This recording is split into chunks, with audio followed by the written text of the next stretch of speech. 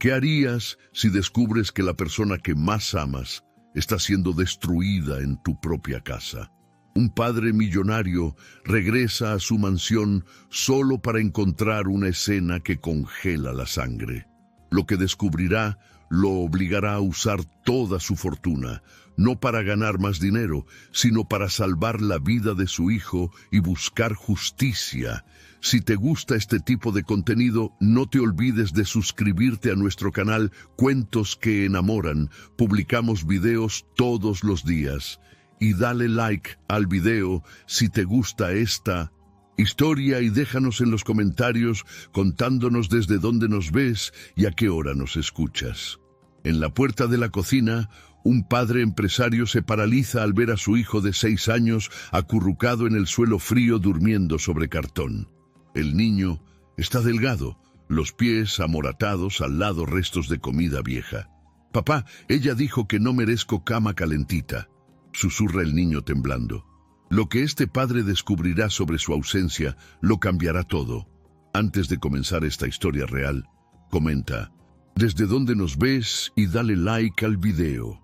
La lluvia golpeaba los ventanales del Aeropuerto Internacional El Dorado cuando César Altamirano descendió de su jet privado.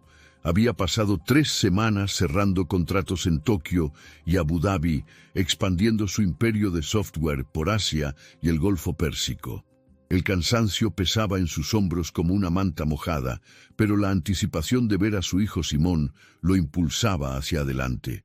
El chofer lo esperaba con el paraguas, el BMW oscuro brillando bajo las luces del hangar. El aire olía a asfalto mojado y combustible de aviación. Durante el trayecto hacia la Cabrera, César revisó los mercados en su tablet, apenas notando las calles iluminadas de Bogotá. Su mente ya calculaba la siguiente adquisición, el próximo movimiento estratégico. Habían sido meses así, siempre viajando, siempre cerrando tratos.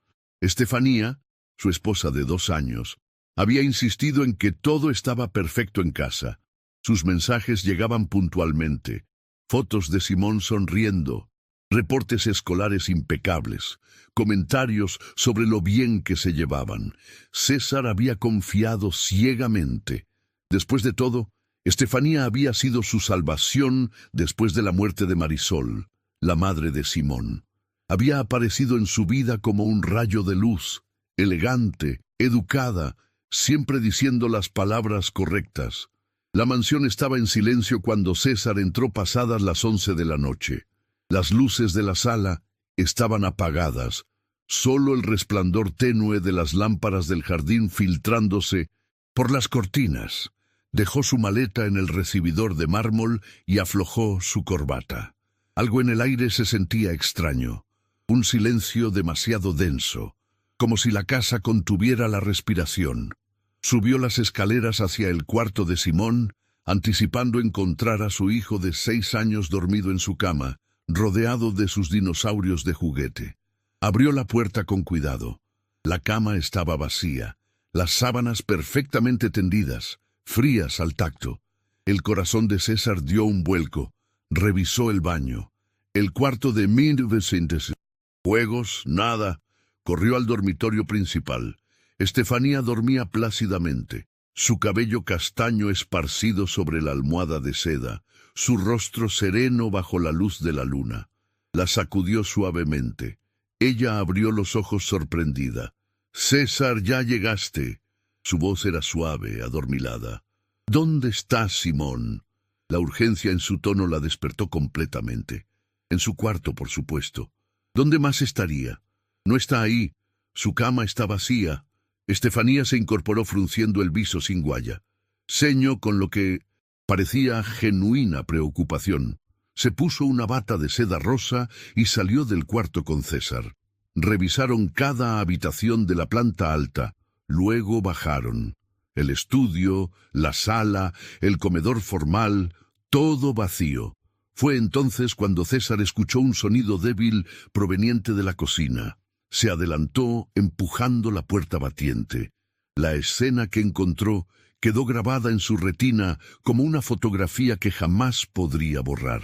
Simón estaba acurrucado en el suelo de losetas frías junto al refrigerador, envuelto en una camiseta raída, 3 tallas más grande, sin pantalones, solo en calzoncillos desgastados. Tenía las rodillas contra el pecho, los pies descalzos azulados por el frío del piso. En sus manos pequeñas sostenía un pedazo de pan duro, mordisqueándolo con hambre desesperada. Junto a él había un plato de plástico con restos de lo que parecían sobras de varios días atrás. El niño levantó la mirada al escuchar pasos, sus ojos oscuros enormes, en un rostro demacrado, las mejillas hundidas, los labios agrietados. Por un segundo, el terror cruzó su expresión antes de reconocer a su padre. «Papá». La voz era apenas un susurro ronco, como si hubiera olvidado cómo hablar en voz alta. César sintió que el mundo se desmoronaba bajo sus pies. Se arrodilló junto a su hijo, las losetas heladas penetrando sus pantalones de vestir.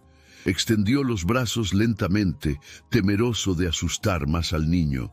Simón temblaba, no solo por el frío, sino por algo más profundo, algo que helaba la sangre.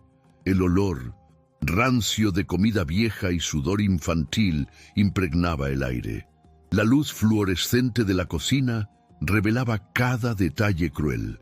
Las costillas sobresalientes bajo la camiseta, los brazos delgados como ramitas, las ojeras violáceas, el cabello enmarañado y sucio. Este no era el niño regordete y sonriente que César había dejado 3 semanas atrás. Este era un fantasma, una versión quebrada de su hijo. «Simón, hijo, ¿qué pasó? ¿Por qué estás aquí?» César mantuvo su voz suave, aunque por dentro rugía una tormenta. El niño miró hacia la puerta donde Estefanía observaba, su expresión cuidadosamente compuesta en sorpresa y confusión. Simón bajó la mirada inmediatamente, el miedo volviendo a sus ojos. «Tenía hambre», murmuró apretando el pan contra su pecho, como si fuera un tesoro que podrían arrebatarle. «Hambre. ¿Por qué no cenaste con Estefanía?» Silencio. Simón se encogió más, haciéndose pequeño. César tocó suavemente el brazo de su hijo y sintió los huesos demasiado cerca de la piel, la falta de músculo, la fragilidad de un pájaro. Algo terrible había ocurrido en esta casa, algo que había pasado desapercibido para él durante meses, no solo semanas.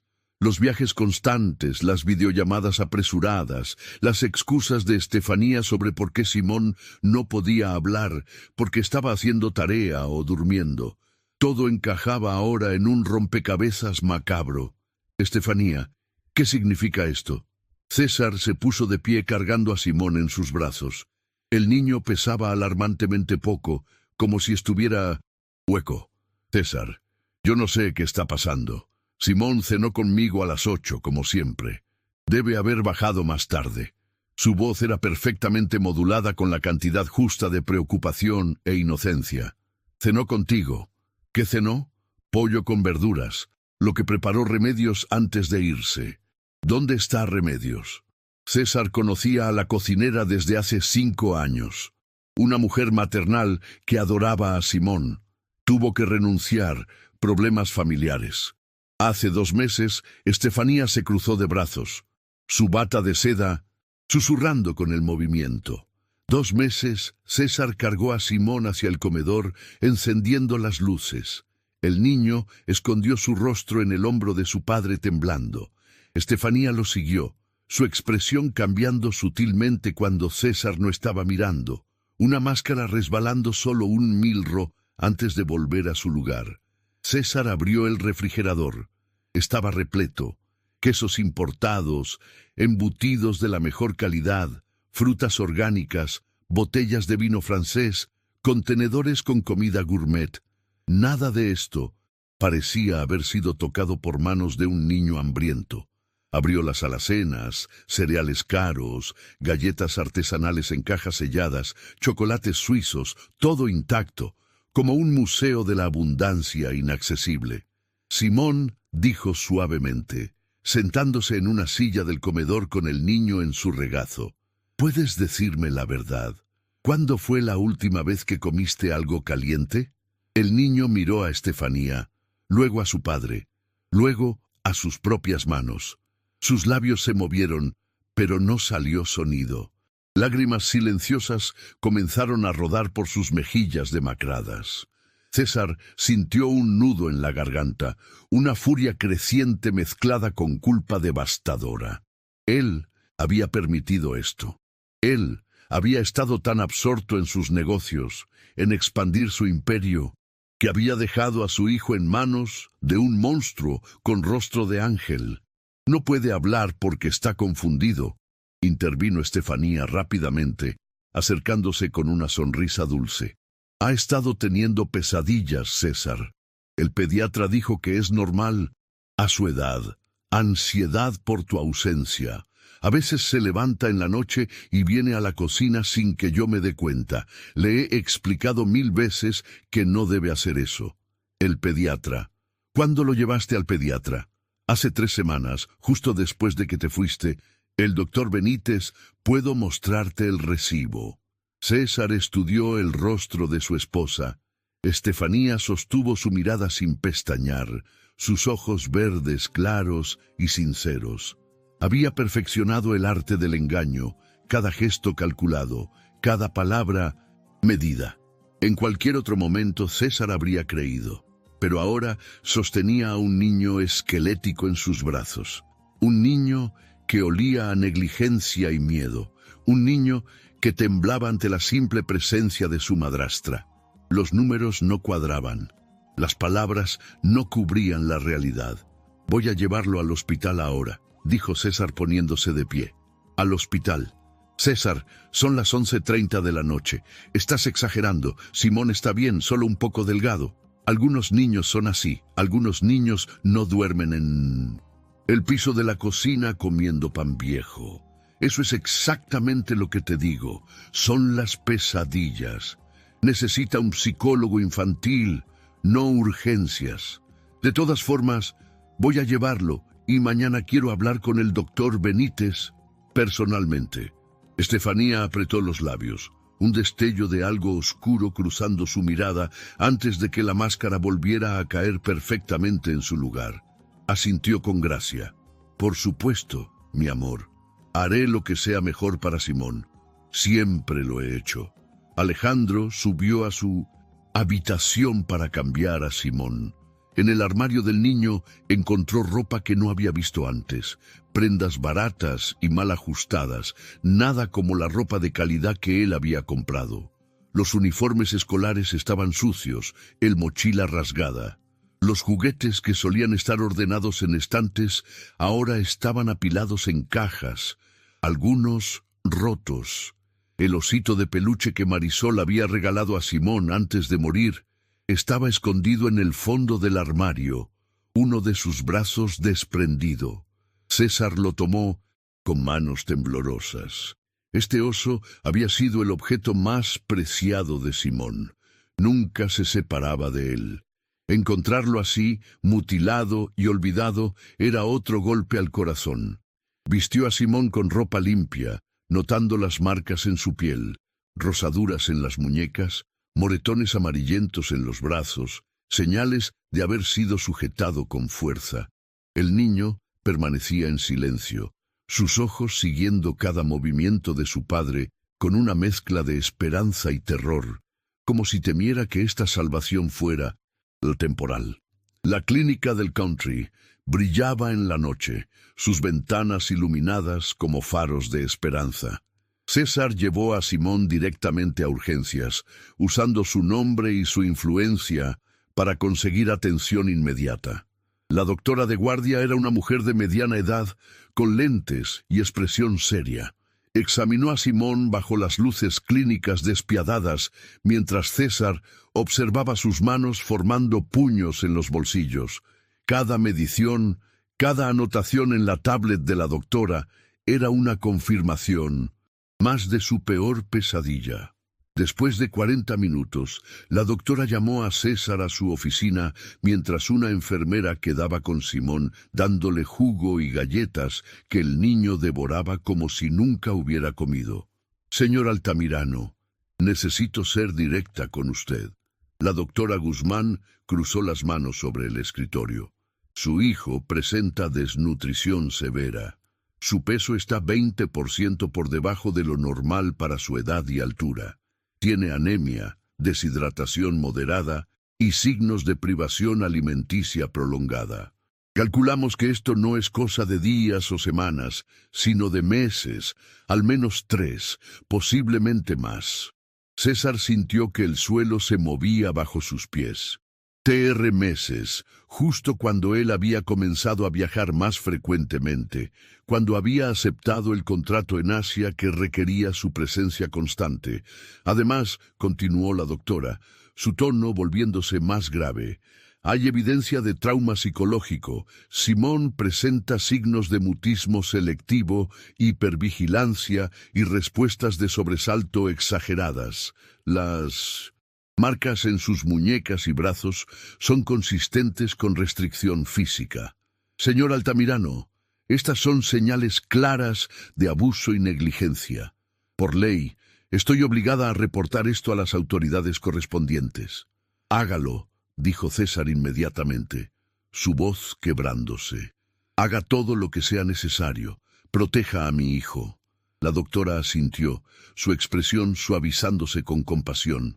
Vamos a internar a Simón esta noche para rehidratación y observación. Necesitará seguimiento nutricional, psicológico y médico. ¿Puede decirme qué ha pasado en su casa? César le contó todo, desde su retorno hasta el descubrimiento en la cocina. La doctora escuchaba tomando notas, su ceño frunciéndose más con cada detalle. Cuando terminó, ella respiró profundo. Señor Altamirano, esto es muy serio. Su esposa podría enfrentar cargos criminales. Necesita proteger a su hijo y a usted mismo. Le recomiendo que consulte con un abogado especializado en derecho familiar inmediatamente. Esta noche activaré el protocolo con el Instituto Colombiano de Bienestar Familiar, ICBF. Vendrán a entrevistar a Simón y a evaluar la situación. César pasó la noche en una silla junto a la cama de hospital de Simón. El niño dormía conectado a un suero, su rostro finalmente relajado bajo el efecto de los medicamentos suaves que le habían dado. La luz del monitor cardíaco parpadeaba en la penumbra, su pitido constante como un metrónomo de vida. César tomó la mano pequeña de su hijo, tan frágil que temía a apretarla demasiado. Las lágrimas que había contenido finalmente cayeron, silenciosas y amargas. Había fallado en lo único que realmente importaba. Todos sus logros empresariales, su fortuna estimada en cientos de millones de dólares, su influencia que movía mercados.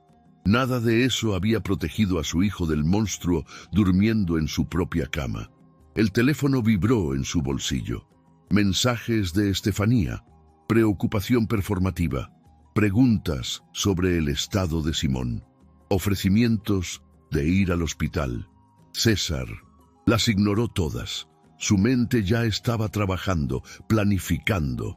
Esto no quedaría así.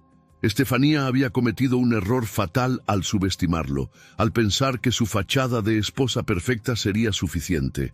Pero César no había construido un imperio siendo ingenuo. Sabía cómo luchar, cómo ganar, y esta vez el premio no era dinero o poder, era la vida de su hijo. Al amanecer llegó Ignacio Bernal, su abogado corporativo de confianza, con un café y una expresión sombría. César había llamado a las 5 de la mañana, explicando la situación en términos escuetos. Ignacio escuchó la versión completa ahora, sentado en la sala de espera del hospital, mientras enfermeras pasaban con bandejas de desayuno. Cuando César terminó, Ignacio se quitó los lentes y se frotó los ojos. Esto está fuera de mi área de especialización, admitió. Yo manejo contratos, fusiones, propiedad intelectual, pero conozco a la mejor abogada de derecho familiar en la ciudad. Se llama Lorena Paz. Es implacable, ética y no se deja intimidar. Si alguien puede ayudarte, es ella. Consígueme una cita hoy mismo. No me importa cuánto cueste. Ignacio asintió ya marcando en su teléfono. Media hora después confirmó una reunión para las 10 de la mañana en el despacho de Paz, ubicado en la carrera séptima. César no podía dejar a Simón, así que Ignacio ofreció traer a la abogada al hospital. A las 9 llegó una trabajadora social del ICBF, una mujer joven con portapapeles y expresión amable pero profesional. Se identificó como licenciada Nuria Galván. Pidió hablar con Simón a solas primero. César accedió observando a través del vidrio de la puerta cómo Nuria se sentaba junto a la cama hablando suavemente, mostrándole dibujos y muñecos. Simón respondía con gestos tímidos, señalando cosas, asintiendo o negando. La sesión duró casi una hora. Después, Nuria habló con César en privado. Señor Altamirano, Simón está gravemente traumatizado. No ha hablado más que monosílabos, pero su lenguaje corporal es elocuente. Cuando le mostré una figura femenina y pregunté por su madrastra, se encogió y apartó la mirada. Sus dibujos muestran una casa grande con una figura pequeña en un rincón oscuro. Esto es consistente con aislamiento y negligencia emocional severa.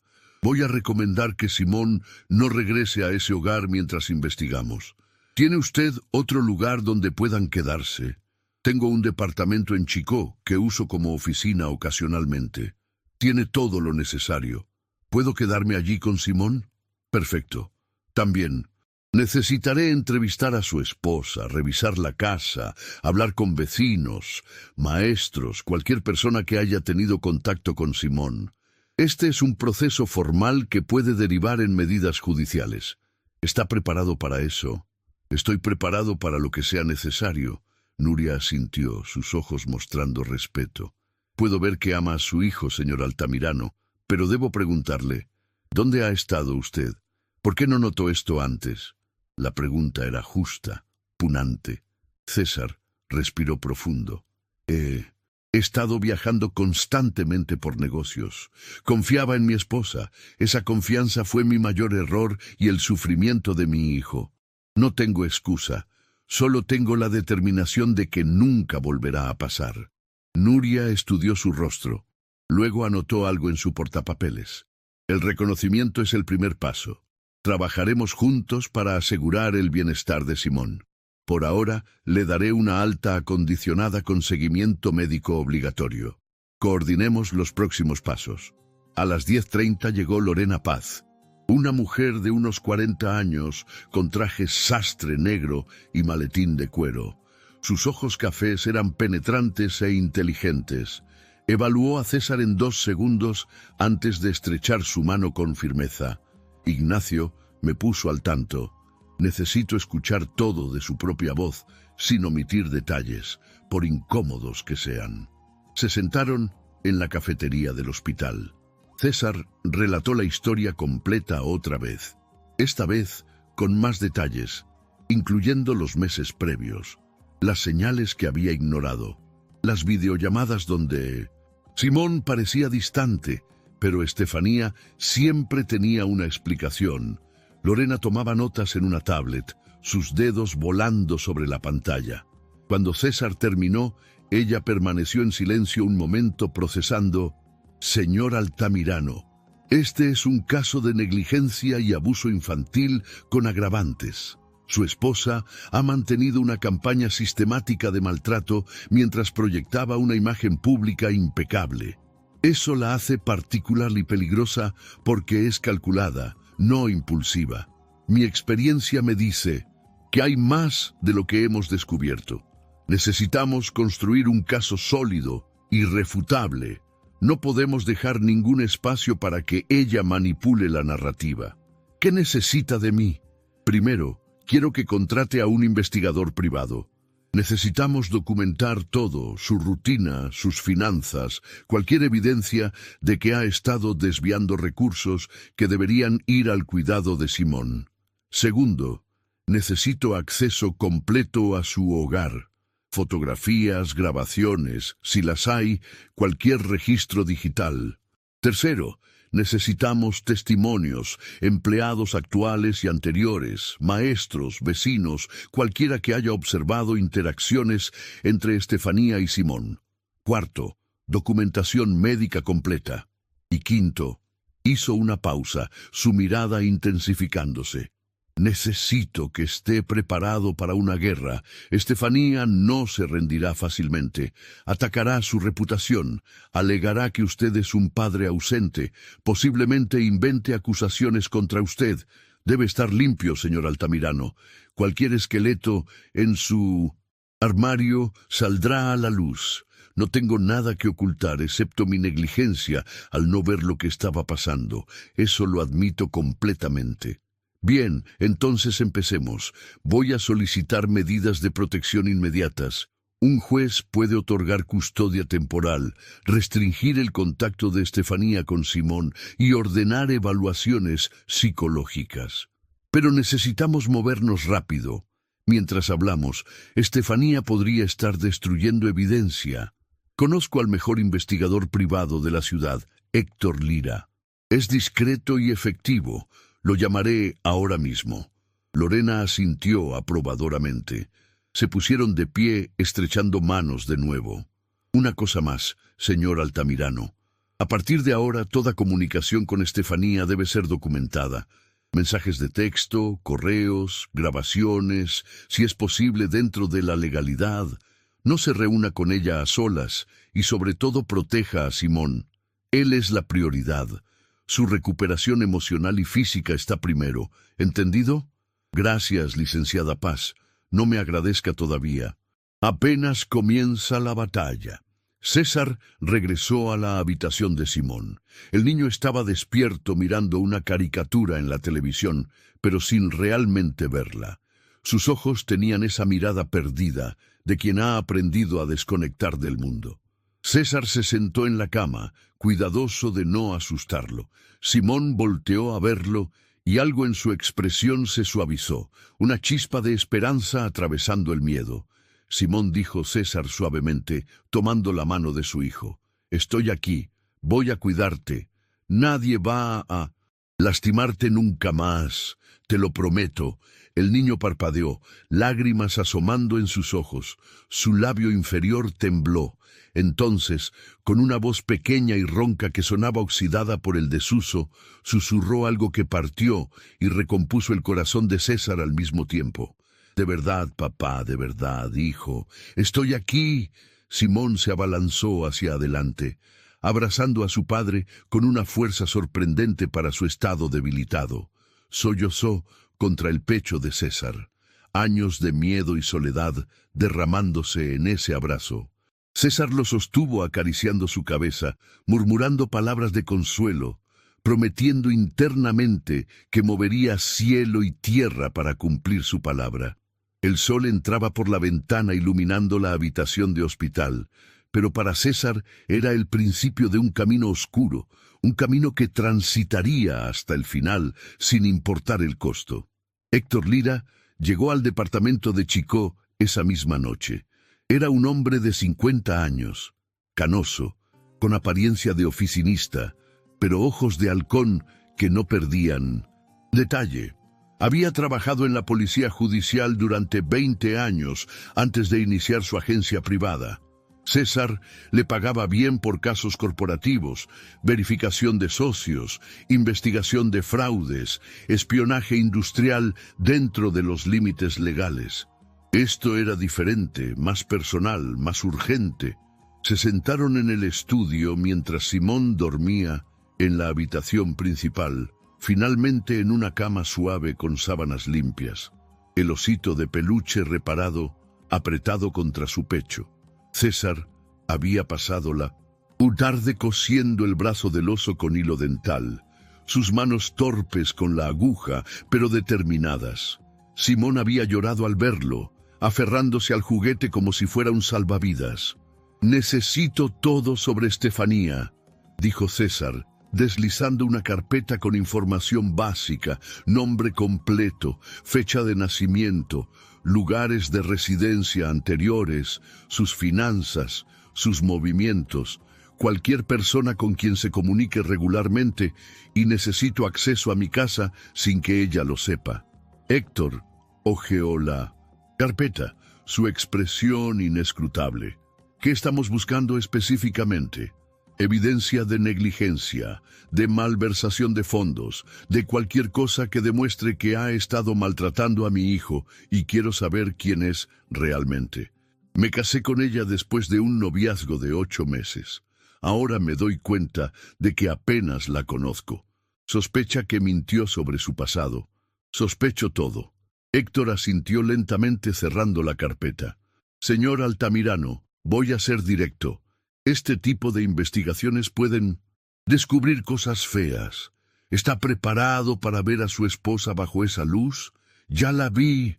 Anoche en la cocina vi lo que es capaz de hacer. Nada de lo que descubra será peor que ver a mi hijo comiendo sobras del suelo. ¿Entendido? Empezaré mañana. Mientras tanto, instalaré un sistema de seguridad personal para usted y Simón. Cámaras, alertas, el paquete completo. Si Estefanía intenta algo, lo sabremos. Hágalo. Los días siguientes fueron un torbellino. Simón comenzó terapia con una psicóloga infantil, la doctora Paula Rivas, especializada en trauma. Las sesiones eran desgarradoras para César escuchar, aunque solo le contaban resúmenes. Simón dibujaba figuras oscuras, casas con ventanas cerradas, platos vacíos. Hablaba poco, pero sus dibujos gritaban. La doctora Rivas explicó que el niño había desarrollado mecanismos de supervivencia, silencio para no provocar, invisibilidad para no ser castigado. Nuria Galván visitó el departamento evaluando las condiciones y la interacción entre padre e hijo. Su informe fue positivo. César mostraba compromiso genuino. Simón respondía bien a su presencia. El ambiente era seguro y nutritivo, pero también visitó la mansión de la Cabrera. Estefanía la recibió con lágrimas y brazos abiertos, interpretando el papel de madrastra angustiada y malinterpretada a la perfección.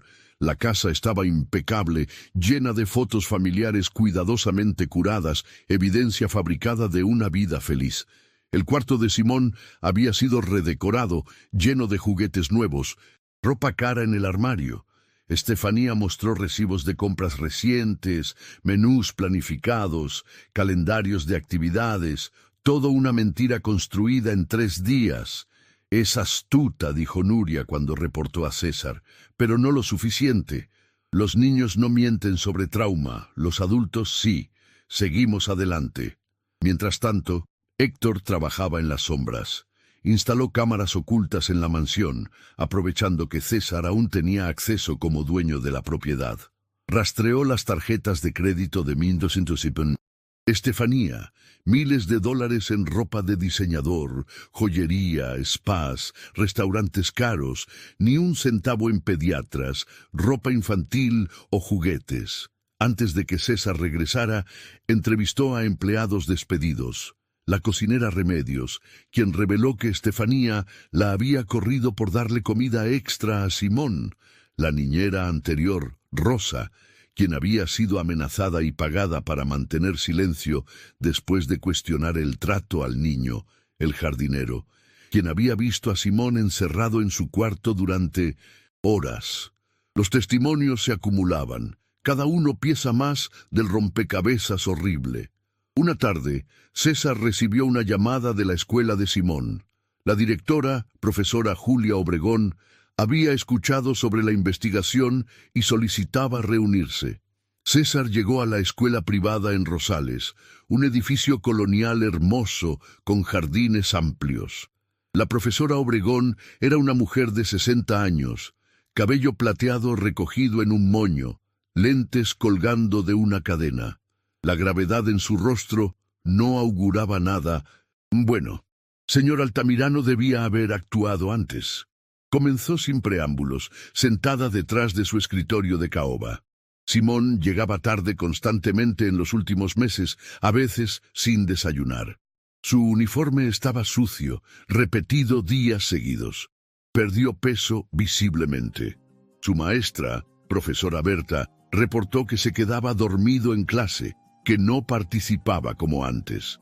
Cuando llamamos a su esposa, ella siempre tenía excusas, que Simón estaba siendo difícil, que no quería comer, que estaban trabajando con un nutriólogo. Nosotros, para nuestra vergüenza, aceptamos esas explicaciones porque venían de una madre aparentemente preocupada, de una familia respetable. Tiene documentación de esos reportes cada uno, y estoy dispuesta a testificar. Simón es un niño dulce que no merece lo que sufrió bajo nuestro descuido y el de su madrastra. Gracias, profesora. Su testimonio será invaluable. Mientras construían el caso, Estefanía no permanecía inactiva. 3 días después del incidente en la cocina, publicó en sus redes sociales, donde tenía miles de seguidores por su trabajo filantrópico, fotos de ella llorando, un mensaje desgarrador sobre cómo su esposo la había acusado injustamente de abusar de su hijastro, cómo había dedicado su vida a ese niño solo para ser difamada. Los medios mordieron el anzuelo, blogs de chismes, programas de espectáculos, todos cubrieron la historia. Millonario tecnológico acusa a esposa modelo de abuso infantil. Venganza o verdad. El escándalo. Altamirano. La narrativa se dividió. Algunos la defendían como víctima de un esposo controlador. Otros especulaban sobre la verdad detrás de las acusaciones. César recibió llamadas de reporteros, solicitudes de entrevistas, cámaras esperando fuera de su edificio. Lorena Paz lo instruyó. No hablar con nadie, dejar que la evidencia hablara eventualmente. Pero el ataque público fue solo el principio. Estefanía contrató a su propio abogado, un tiburón conocido por defender casos difíciles con tácticas agresivas. Presentó una contrademanda alegando que César era un padre negligente y abusivo emocionalmente, que su ausencia constante había traumatizado a Simón, que ella había hecho lo posible en circunstancias imposibles. Solicitó custodia completa, manutención exorbitante y compensación por daño a su reputación. Los documentos legales llegaron como una avalancha. La estrategia era clara: enterrarlos en mínimos litigios, gastar sus recursos, quebrar su voluntad. No conocía a César. Él había construido un imperio desde cero, enfrentando competidores sin escrúpulos, mercados volátiles, crisis financieras. Esto era personal, lo cual lo hacía más determinado, no menos. La audiencia preliminar se fijó para 2 semanas después. Mientras tanto, Simón mejoraba lentamente. Su peso aumentaba con comidas regulares y nutritivas. César cocinaba personalmente: chilaquiles por la mañana, sopas de verduras al mediodía, pollo con arroz por la noche, nada elaborado, pero hecho con amor. Se sentaban juntos en la mesa pequeña del departamento César, narrando historias sobre la madre de Simón, sobre cómo ella cantaba canciones inventadas, cómo hacía caras graciosas.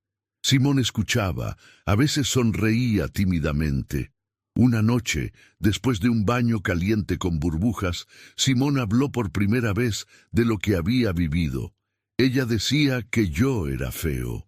Murmuró mientras César lo secaba con una toalla suave, que daba pena, que papá no me quería realmente, que por eso se iba. César sintió que se le rompía algo dentro. Se arrodilló frente a su hijo, tomando su rostro con ambas manos. Simón, mírame. Eres hermoso, eres mi hijo, mi mundo entero. Nunca jamás pienses que no te quiero. Cometí un error terrible al dejarte solo con ella, pero eso fue mi culpa, no tuya. Nada de lo que ella dijo es verdad. ¿Me entiendes? Simón asintió, lágrimas rodando por sus mejillas.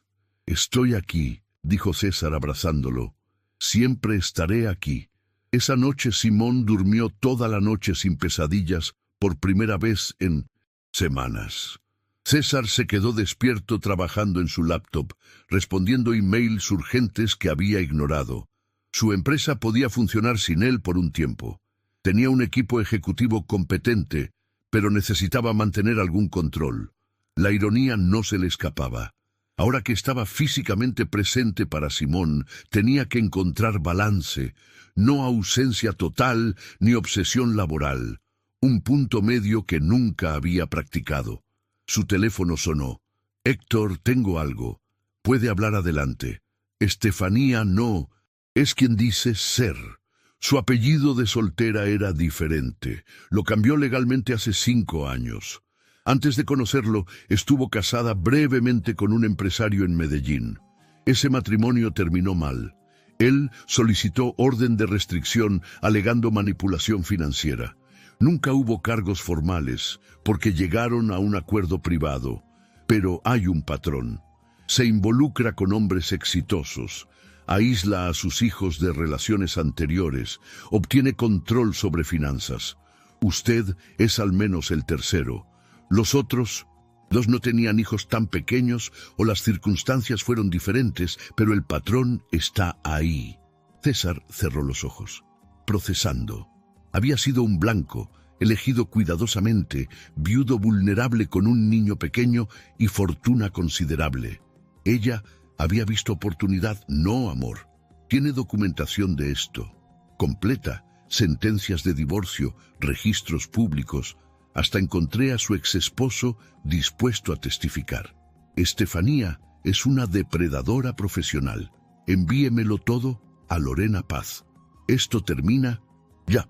Pero Estefanía tenía un último as bajo la manga. Una semana antes de la audiencia preliminar, presentó evidencia recién descubierta, un video editado donde César aparecía gritándole a Simón meses atrás durante una videollamada. El video había sido manipulado, sacado de contexto de una conversación sobre calificaciones escolares, donde César, frustrado por no poder estar presente, había levantado la voz momentáneamente antes de disculparse. El video mostraba solo el grito cortando la disculpa. Los medios lo devoraron, los titulares cambiaron. ¿Quién abusa de quién? Surge video comprometedor. La opinión pública se dividió aún más. César recibió mensajes de odio, amenazas. Alguien pintó maltratador en la puerta de su oficina. Lorena Paz convocó reunión de emergencia. Es un video manipulado y podemos probarlo. Tenemos al experto forense en video listo para testificar, pero esto muestra que Estefanía no tiene límites. Va a pelear sucio hasta el final. Que lo haga. La verdad va a salir. Muchas gracias por escuchar hasta aquí.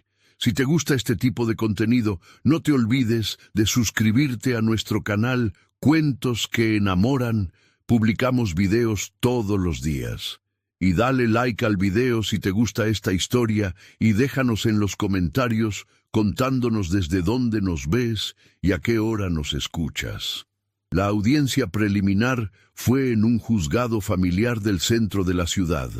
Un edificio gris con pasillos repletos de familias rotas litigando. César llegó con Lorena, Héctor y Nuria Galván. Estefanía apareció con su abogado y un séquito de amigos para apoyarla públicamente, todos vestidos elegantemente, proyectando imagen de familia respetable, defendiéndose de calumnias. Las cámaras no podían entrar, pero esperaban afuera como buitres. El juez era un hombre de 60 años. Juez Gabriel Soto, conocido por ser justo pero estricto, escuchó los argumentos preliminares de ambas partes. El abogado de Estefanía presentó el caso como un padre ausente culpando a su esposa dedicada por su propia negligencia. Lorena respondió con los informes médicos, los testimonios de empleados, los registros de gastos. El juez ordenó silencio varias veces cuando los ánimos se calentaron. Al final de 3 horas agotadoras, dictó su resolución preliminar. Dados los informes médicos incontrovertibles y el testimonio de profesionales, ordeno custodia temporal completa para el padre César Altamirano, con prohibición de contacto directo entre la madrastra Estefanía y el menor Simón, hasta que se complete la investigación. Se ordena evaluación psicológica completa de ambas partes y del menor. Audiencia final programada en 2 meses. Estefanía se puso pálida, luego roja. Se inclinó hacia su abogado susurrando furiosamente. César sintió un peso levantarse de su pecho. No era victoria final, pero era progreso. Simón estaba protegido legalmente. Ahora salieron del juzgado entre flashes de cámaras. Lorena habló brevemente con la prensa, declaraciones cuidadosamente preparadas sobre esperar que la justicia siguiera su curso, sobre la prioridad de proteger al menor. Estefanía también habló, lágrimas estratégicas rodando mientras proclamaba su inocencia y su amor por Simón. La guerra mediática continuaba. De vuelta en el departamento, César encontró a Simón con la niñera temporal Rosaura, una mujer recomendada por Nuria, maternal y experimentada. Simón estaba dibujando concentrado. Cuando César entró, levantó la vista y sonrió. Una sonrisa pequeña pero real. «Papá, ¿puedo mostrarte algo?» «Claro, hijo». Simón le mostró su dibujo. 2 figuras tomadas de la mano bajo un sol amarillo brillante, una grande, una pequeña, papá e hijo. El corazón de César se llenó de algo que había olvidado. Esperanza pura. «Es hermoso, Simón. Estoy aquí», dijo sentándose junto a él. «Siempre estaré aquí». Simón se recargó contra su padre, suspirando contento. Por primera vez en meses, el niño se sentía seguro, pero la batalla distaba de terminar. Héctor seguía investigando, acumulando evidencia. Descubrió cuentas bancarias ocultas de Estefanía, transferencias sospechosas a su nombre de fondos que deberían haberse usado para gastos del hogar. Encontró mensajes de texto entre Estefanía y una amiga donde se burlaba de Simón, llamándolo el mocoso y obstáculo para la fortuna. Cada pieza era oro legal. Lorena construía su caso como un rompecabezas meticuloso, cada elemento respaldando al siguiente, pero necesitaban algo más, algo incontrovertible que eliminara cualquier duda. Héctor propuso una operación arriesgada. Ahora que Estefanía estaba desesperada, podría ser más descuidada. Con autorización de Lorena dentro de los límites legales grises, instalaron cámaras y micrófonos adicionales en áreas comunes de la mansión que legalmente César aún coposea. Estefanía no lo sabía, habiendo cambiado las cerraduras contra las órdenes del juez. Una noche, impulsada por la frustración y tal vez el alcohol, Estefanía tuvo una conversación telefónica con su abogado que las cámaras capturaron. «No entiendo cómo ese niño mimado arruinó todo». Su voz era venenosa, toda máscara abandonada en la privacidad de su sala. «Debí ser más cuidadosa, pero no pensé que César regresaría tan pronto. El plan era perfecto, mantener al mocoso justo en el límite, no demasiado mal para que alguien realmente interviniera, pero suficientemente miserable para que eventualmente prefiriera vivir en un orfanato o donde fuera. Con él fuera, toda la fortuna sería mía. Ahora estoy atrapada en este circo legal». Su abogado respondió algo inaudible, pero Estefanía continuó. «Simón siempre fue un estorbo. Su madre muerta, su padre ausente. ¿Quién iba a notar? Los empleados que notaron fueron despedidos. Los maestros fueron manipulados. Yo era perfecta ante todo el mundo. Si César no hubiera llegado esa noche específica, si hubiera llamado primero como siempre, habría tenido tiempo de preparar la escena. Pero no. Llegó como ladrón y ahora me trata como criminal. Voy a destruirlo». Héctor detuvo la grabación. Sonrió con satisfacción fría.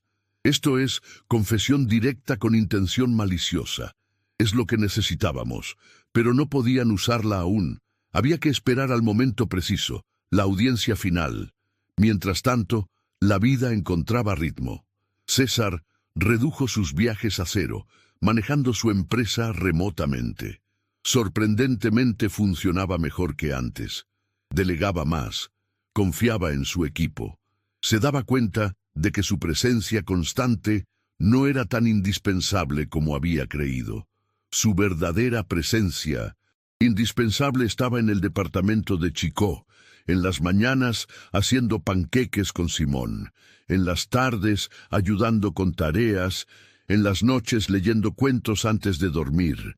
Establecieron rutinas: desayuno a las 7, escuela de 8 a 2 con Rosaura acompañándolo, terapia 3 veces por semana, parque los fines de semana, cine los sábados. Simón empezaba a hablar más, su vocabulario expandiéndose, sus sonrisas volviéndose frecuentes. Un domingo fueron al parque de la 93. Simón corrió hacia los columpios, algo que no había hecho en meses. César lo empujó suavemente, escuchando su risa, ese sonido que había temido nunca volver a oír. Otros padres jugaban con sus hijos, familias normales con preocupaciones normales. César envidiaba su simplicidad, pero apreciaba esta segunda oportunidad. «Papá», dijo Simón desde el columpio, «ella va a volver». César detuvo el columpio, arrodillándose frente a su hijo. «No, Simón, no va a volver. Nunca más vas a estar con ella. Yo te protejo ahora. Estoy aquí para siempre. Para siempre». Simón asintió satisfecho y pidió que lo empujara más alto. César obedeció, su corazón aliviado pero vigilante. Sabía que la batalla legal no había terminado, pero en este momento su hijo estaba seguro, feliz, healing. Eso era todo lo que importaba. Las semanas previas a la audiencia final fueron tensas. Estefanía intensificó sus ataques mediáticos, apareciendo en programas de entrevistas, llorando en cámara, ganando simpatizantes. Su narrativa era convincente. Para quienes no conocían los hechos, madre devota traicionada por esposo millonario que quería deshacerse de ella sin divorcio costoso, usando a su hijo como excusa. Algunos columnistas le creyeron escribiendo artículos de opinión sobre cómo los ricos siempre ganan, cómo las mujeres siempre son culpadas. Otros investigaron más profundo, encontrando inconsistencias en su historia, contactando fuentes, publicando contraargumentos. La verdad comenzaba a filtrarse. Un reportero investigativo del Síntesis periódico principal encontró a su excesoso de Medellín, quien habló públicamente por primera vez sobre su experiencia con Estefanía, confirmando el patrón de manipulación. Otro rastreó a empleados despedidos que testificaron ante cámaras. La marea de opinión pública comenzó a girar. La audiencia final fue programada para un jueves de noviembre. El cielo estaba nublado, amenazando lluvia. César llegó temprano con su equipo legal. Lorena llevaba 3 cajas de evidencia, cada documento etiquetado y organizado. Héctor traía el equipo para presentar las grabaciones. Nuria Galván estaba presente como representante del ICBF con su informe final. La sala estaba llena, prensa, espectadores, curiosos. El juez Soto entró y todos se pusieron de pie. La audiencia comenzó con las presentaciones formales. El abogado de Estefanía intentó desacreditar cada pieza de evidencia. Los testimonios eran de empleados resentidos, los reportes médicos exagerados, las finanzas justificadas como gastos personales legítimos de una esposa. Presentó cartas de amigos de Estefanía, atestiguando su carácter, fotos de eventos benéficos donde aparecía con Simón sonriendo, fabricaciones de una vida que nunca existió. Lorena esperó pacientemente su turno. Cuando le fue concedido, presentó metódicamente primero los reportes médicos con el doctor Guzmán, testificando sobre el estado de Simón la noche del descubrimiento. Luego, los testimonios de empleados con documentación de despidos injustificados, los registros escolares mostrando el deterioro del niño, las evaluaciones psicológicas detallando el trauma.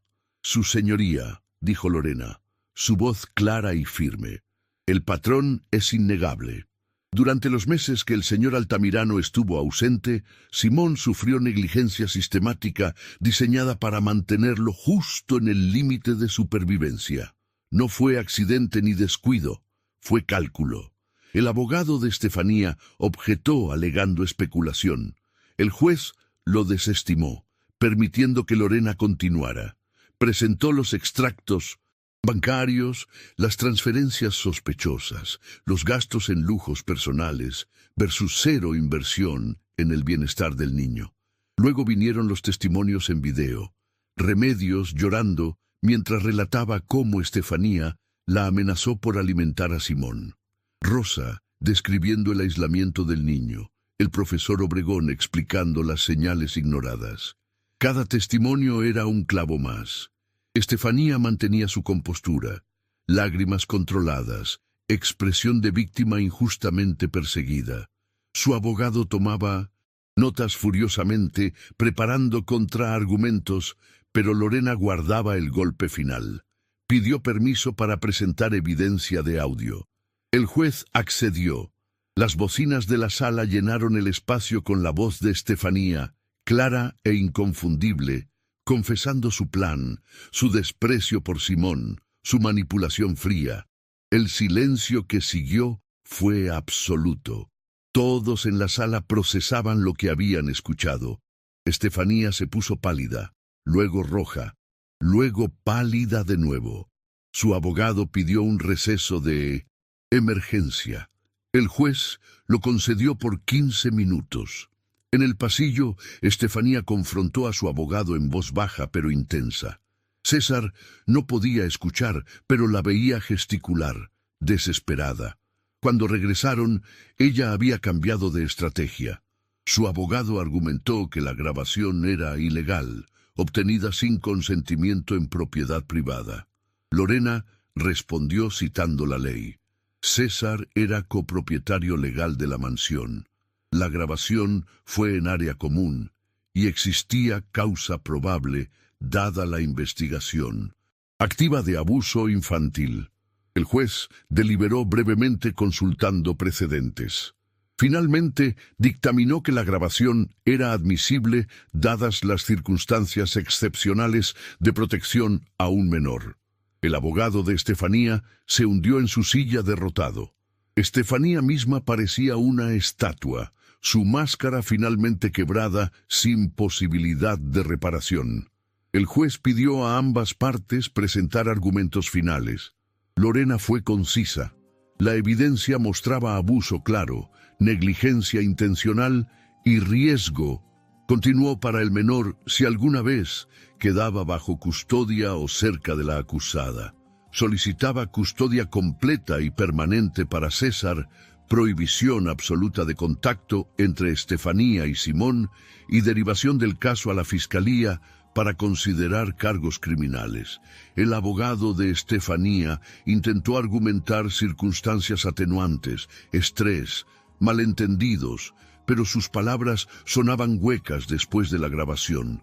El juez llamó a un receso de 2 horas para deliberar. César salió al pasillo, respirando profundo. Lorena le tocó el hombro.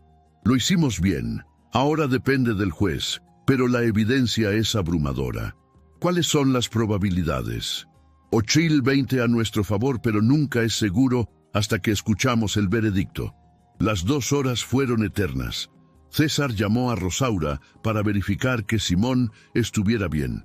El niño estaba en casa dibujando, preguntando cuándo volvería papá. Pronto, muy pronto. Finalmente los llamaron de vuelta. La sala se llenó otra vez. El juez Soto entró con una carpeta, su expresión inescrutable. Pidió a todos sentarse. El silencio era denso, eléctrico. Comenzó a leer su decisión. Detallaba los hechos presentados, la evaluación de cada evidencia, las consideraciones legales. Después de 10 minutos de lenguaje jurídico llegó al veredicto, habiendo revisado la totalidad de la evidencia presentada, incluyendo testimonios de expertos, documentación médica, registros financieros y la confesión grabada de la señora Estefanía. Este tribunal determina que el menor Simón Altamirano fue víctima de negligencia grave y abuso emocional sistemático. La custodia completa, total y permanente se otorga al padre biológico, señor César Altamirano. Se ordena prohibición absoluta y permanente de contacto entre la señora Estefanía y el menor. Adicionalmente, este caso se remite a la Fiscalía para investigación de posibles delitos penales. La señora Estefanía deberá someterse a evaluación psicológica completa y, de comprobarse los cargos penales, enfrentará las consecuencias establecidas por ley. El mazo golpeó, final absoluto, inapelable en lo fundamental. César cerró los ojos sintiendo lágrimas de alivio. Lorena le apretó la mano. A su lado, Héctor sonreía discretamente. Nuria Galván asintió con satisfacción.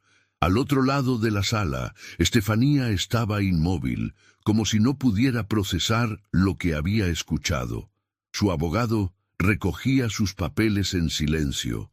Habían perdido completamente. Las cámaras esperaban afuera, pero César no les prestó atención. Salió por la puerta trasera que Héctor había asegurado directo al estacionamiento.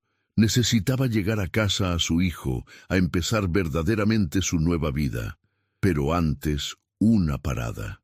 Condujo a una juguetería en Usaquén que recordaba de su propia infancia. Compró urios, rompecabezas, libros de cuentos, materiales de arte. Llenó el auto de promesas tangibles de un futuro mejor. Cuando llegó al departamento, Simón corrió a recibirlo. «Ganamos, papá». César se arrodilló abrazando a su hijo. «Ganamos. Simón, ya terminó. Ella no va a molestarte nunca más. Somos solo tú y yo ahora y vamos a estar bien. Estoy aquí para siempre. Para siempre es hijo. Estoy aquí». Simón lo abrazó fuerte. Luego vio las bolsas llenas de juguetes y sus ojos se iluminaron con una alegría pura que César había temido nunca volver a ver.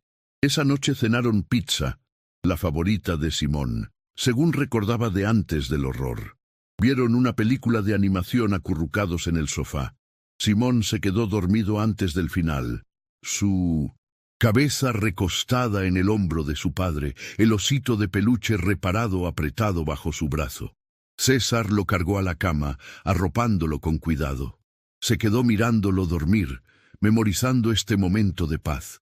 Había sido un camino oscuro, brutal, pero habían llegado al otro lado, no ilesos, pero vivos, juntos con futuro. Los días siguientes trajeron el cierre de capítulos pendientes. Los medios reportaron el veredicto, ahora con tono diferente. Las acusaciones iniciales contra César fueron retractadas por medios serios. Los tabloides seguían con teorías, pero nadie les prestaba atención. Estefanía enfrentó cargos criminales, negligencia infantil, abuso emocional, fraude financiero. Su reputación, tan cuidadosamente construida, se desmoronó. Amigos que la defendieron públicamente ahora la abandonaban. Patrocinadores de sus eventos benéficos retiraban su apoyo. Su caída fue rápida y completa. César no sentía satisfacción en su sufrimiento, solo alivio de que Simón estaba protegido. La mansión de la Cabrera fue vendida. César no podía imaginar vivir allí nuevamente. Ese lugar estaba contaminado con recuerdos oscuros. Compraron una casa más pequeña, en La Calera, con jardín amplio y luz natural en cada habitación. Simón eligió el color de su cuarto, azul cielo. Juntos pintaron las paredes riendo cuando salpicaron pintura en el suelo. Era construcción no solo de una casa, sino de una familia real. Simón regresó a la escuela después de meses de ausencia. Sus compañeros lo recibieron con curiosidad y amabilidad. La profesora Berta, su maestra, mantenía comunicación constante con César, reportando cada progreso.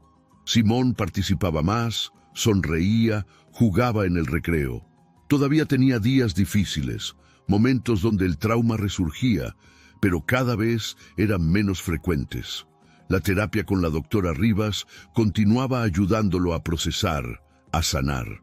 César también empezó terapia trabajando su propia culpa, aprendiendo a perdonarse sin olvidar, usando su experiencia como motivación para ser mejor. Una tarde, 6 meses después del veredicto, César y Simón visitaron el cementerio donde descansaba Marisol. Habían llevado flores frescas, las favoritas de ella, girasoles. Se sentaron junto a la tumba César contándole a Marisol sobre todo lo que había pasado, sobre cómo había protegido a su hijo finalmente, sobre cómo Simón estaba sanando. Simón puso su osito de peluche sobre la tumba por un momento, susurrando algo que César no alcanzó a escuchar. Luego lo recogió, abrazándolo fuerte. En el camino de regreso, Simón habló. «Mamá estaría orgullosa de ti, papá. ¿Tú crees?» «Sí. Me dijiste que ella siempre decía que lo más importante es proteger a quien amas y tú me protegiste». César tuvo que detenerse, las lágrimas nublando su visión. Aparcó a un lado del camino abrazando a su hijo. «Gracias, Simón. Eso significa todo para mí». César usó su influencia y recursos para algo más significativo que adquisiciones corporativas.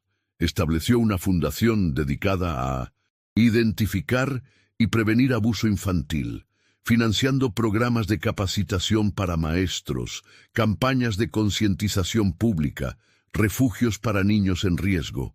Trabajó con el ICBF, con organizaciones civiles, con cualquiera comprometido con proteger a los más vulnerables.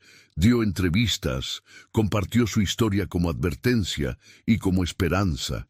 Algunos lo criticaron por no haber actuado antes, y él aceptaba esa crítica. Otros lo aplaudían por usar su privilegio para cambio positivo. Ambas respuestas eran válidas. Lo importante era que niños como Simón tuvieran mejores redes de protección, que las señales no fueran ignoradas, que los monstruos con máscaras perfectas fueran desenmascarados antes de causar daño irreparable. Un año después del veredicto, Simón cumplió 8 años. Celebraron con una fiesta en casa invitando a sus compañeros de escuela, algunos vecinos. Rosaura la niñera, que se había vuelto casi familia, Nuria Galván, quien seguía en contacto, la doctora Rivas, Lorena, Paz, Héctor Lira, personas que habían ayudado, que se habían preocupado, que formaban su nuevo círculo de seguridad. Había globos, pastel de chocolate, piñata en forma de dinosaurio. Simón corría entre sus amigos riendo sin inhibiciones. César observaba desde la terraza un café en mano, su corazón lleno. Lorena se acercó. «Se ve diferente», comentó sonriendo. «No solo Simón, usted también. Me siento diferente, como si hubiera estado dormido y finalmente despertara. Esa es una buena manera de verlo».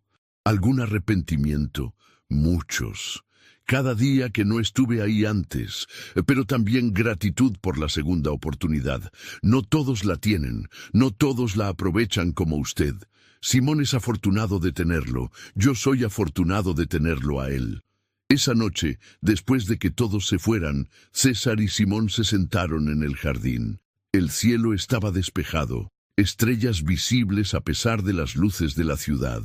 Simón señalaba constelaciones que había aprendido en la escuela. César escuchaba maravillado de cómo este niño que había estado tan roto ahora brillaba con vida. El reloj de pared de la cocina marcaba las 10. Ya no era el mismo reloj que había testificado el sufrimiento en la mansión.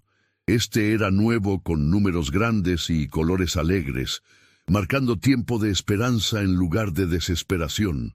Simón bostezó recostándose contra su padre. «Papá, sí, hijo. Gracias por salvarme». César sintió un nudo en la garganta. «Gracias a ti por ser tan fuerte, Simón, por aguantar hasta que llegué, por darme la oportunidad de ser el papá que debía haber sido siempre. Eres el mejor papá. Ahora voy a hacerlo cada día. Estoy aquí. Lo sé. Estás aquí». Lo llevó a la cama arropándolo con cuidado. El cuarto estaba lleno de dibujos en las paredes. Ya no figuras oscuras, sino escenas vibrantes. Familias felices, casas soleadas, dinosaurios amigables. Encima de la cómoda, el osito de peluche vigilaba. Sus costuras visibles pero firmes, símbolo de lo que puede ser reparado con amor y paciencia. Junto a él, el Diario de dibujos de Simón, ahora lleno de colores brillantes, en lugar de trazos grises. César apagó la luz, dejando la puerta entreabierta. Caminó a su propia habitación exhausto pero satisfecho. Se sentó en la cama mirando las fotos en su mesita de noche. Marisol sonriendo en una playa. Simón bebé en sus brazos. Una nueva de Simón y él en el Parque de la 93 tomada el mes pasado. 3 generaciones de amor interrumpidas por pérdida y dolor, pero continuando, adaptándose, sobreviviendo. Afuera, Bogotá respiraba su ritmo nocturno. Millones de historias desarrollándose simultáneamente, algunas felices, otras trágicas. La de César y Simón había rozado la tragedia, pero había encontrado redención. No era final de cuento de hadas, porque las cicatrices permanecían, los recuerdos no desaparecían, pero era final verdadero. 2 personas amándose, protegiéndose, construyendo futuro día a día. Meses después, una carta llegó. Era de Estefanía, enviada desde el centro de reclusión, donde cumplía sentencia de 5 años por negligencia infantil, agravada y fraude. César la sostuvo sin abrirla durante horas. Finalmente la leyó. Eran 3 páginas de justificaciones. Culpas a otros, autovimización, ni una sola disculpa genuina a Simón, ni un atisbo de remordimiento real. César la rompió y la tiró. Algunas personas nunca cambian, nunca ven su propio monstruo en el espejo. Lo importante era que ese monstruo no podría lastimar a su hijo nunca más. Esa misma tarde, Simón llegó de la escuela con una medalla. Había ganado el concurso de arte escolar con un dibujo titulado Mi familia. Mostraba 2 figuras de la mano, grandes sonrisas, un sol brillante arriba y un perro pequeño a sus pies, anticipando una mascota que habían planeado adoptar. Era simple, infantil, perfecto. Lo colgaron en el refrigerador con orgullo. Después cenaron tacos, vieron caricaturas y Simón se bañó cantando, su voz resonando alegre en el baño. Rutinas normales de una familia normal, el tipo de normalidad que habían luchado tanto por alcanzar. Antes de dormir, durante su ritual nocturno de cuento, Simón interrumpió la lectura. «Papá, ¿puedo preguntarte algo? Siempre. ¿Ella era mala desde el principio o se volvió mala?» César cerró el libro considerando cuidadosamente su respuesta. Simón merecía verdad apropiada para su edad. Creo que algunas personas llevan oscuridad en su interior que esconden muy bien. Ella engañó a muchos, incluyéndome. Pero lo importante no es por ella era así, sino que tú estás seguro. Ahora y que aprendimos a ver más allá de las apariencias. ¿Cómo? Prestando atención a los hechos, no solo a las palabras, a cómo alguien trata a otros cuando no hay testigos, a la bondad real versus la bondad fingida. Simón asintió procesando. Puedo ver la diferencia ahora.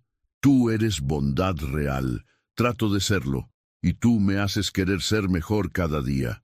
Continuaron con el cuento, terminándolo entre bostezos de Simón. César lo besó en la frente, susurrando las palabras que se habían vuelto su mantra, su promesa, su verdad.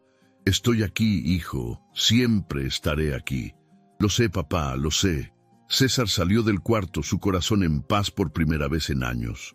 Habían atravesado el infierno y sobrevivido, no sin cicatrices, no sin dolor, pero juntos, más fuertes.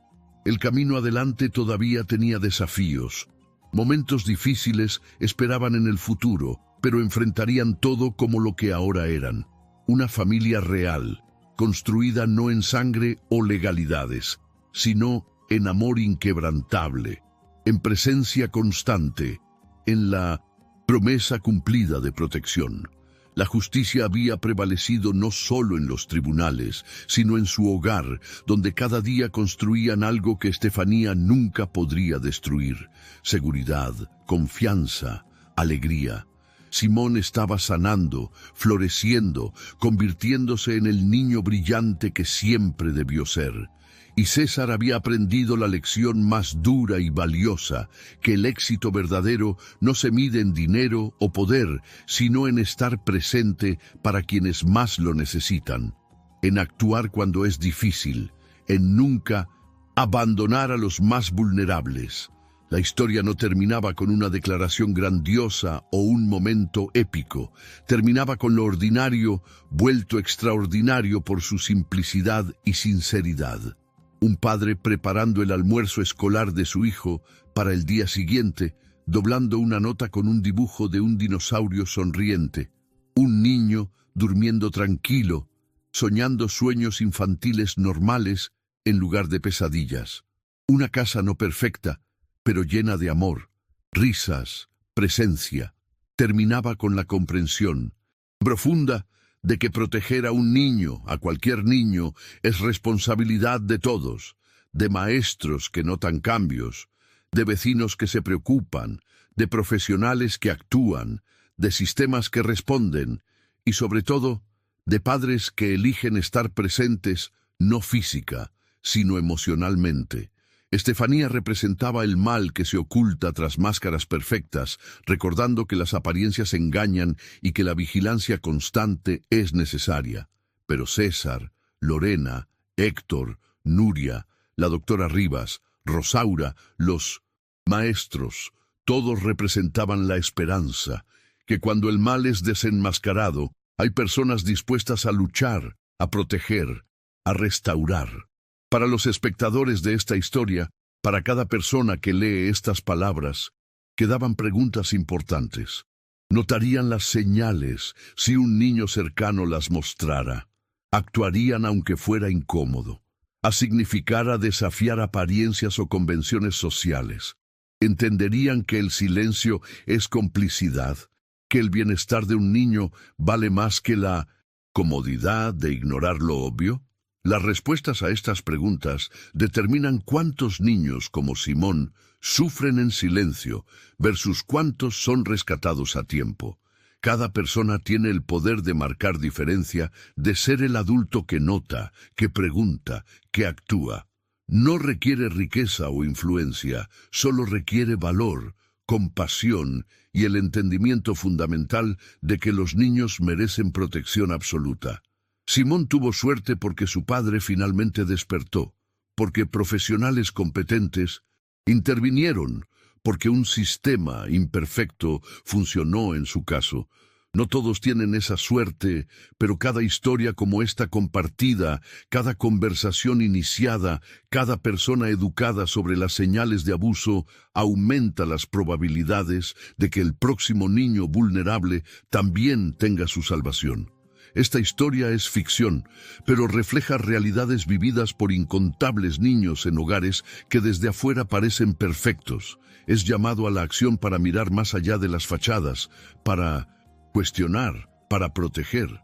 Es recordatorio de que el amor real se demuestra en presencia constante, en acción decidida cuando es necesario, en nunca abandonar a quien depende de ti. Y es testimonio de resiliencia, de que incluso después del daño más profundo, con apoyo adecuado y amor genuino, la sanación es posible. El futuro puede ser brillante y las familias pueden reconstruirse más fuertes que antes.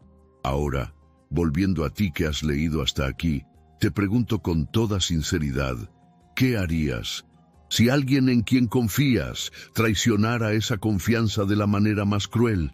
¿Hasta dónde llegarías para proteger a quien no puede defenderse por sí mismo? ¿Cómo puedes en tu vida diaria ser parte de la solución para proteger a los niños vulnerables de tu comunidad? Las respuestas viven en tu corazón y las acciones que emprendas, por pequeñas que parezcan, pueden cambiar o incluso salvar una vida. Comparte esta historia si crees que puede abrir ojos o iniciar conversaciones importantes, porque, al final, proteger a los niños no es responsabilidad de algunos, sino de todos. Unidos en vigilancia y acción, podemos crear un mundo donde ningún niño duerma con hambre en el suelo frío de una cocina, mientras el mundo mira hacia otro lado.